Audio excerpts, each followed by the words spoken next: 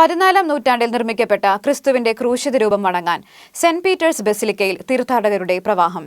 ദീർഘകാലത്തെ പുനരുദ്ധാരണ പ്രവർത്തനങ്ങൾക്ക് ശേഷമാണ് ബസിലിക്കയിൽ പ്രതിഷ്ഠിക്കപ്പെട്ടത്.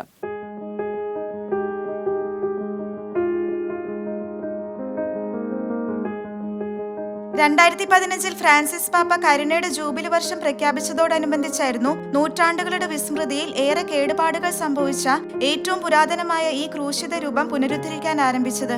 1 വർഷത്തിലധികം നീണ്ട പ്രക്രിയയിൽ നൂതന സാങ്കേതിക വിദ്യകളുടെ സഹായത്തോടെയാണ് തിരുസ്വരൂപത്തെ ആവരണം ചെയ്തിരുന്ന കാലപ്പഴക്കമുള്ള പടലങ്ങൾ നീക്കം ചെയ്യാനായത്. 1527 റോമിന് നേരെയുണ്ടായ ആക്രമണവും തുടർന്നുണ്ടായ അരക്ഷിതാവസ്ഥയും തരണം ചെയ്ത ക്രൂശിത രൂപം കുറെ കാലം വിശ്വാസികൾക്ക് അപ്രാപ്യമായിരുന്നു. 6.5 അടി നീളവും 155 പൗണ്ട് തൂക്കവുമുള്ള ഈ അമൂല്യ കലാസൃഷ്ടി മനുഷ്യഹൃദയങ്ങളെ ക്രിസ്തുവിലേക്ക് ക്ഷണിക്കുന്ന ഒന്നാണെന്ന് സെന്റ് പീറ്റേഴ്സ് ബസിലിക്ക ചുമതലയുള്ള കർദിനാൾ ആഞ്ചലോ കൊമിസ്ട്രി പറഞ്ഞു.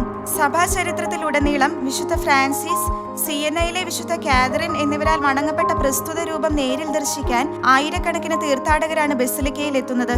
International desk, Shekinah news.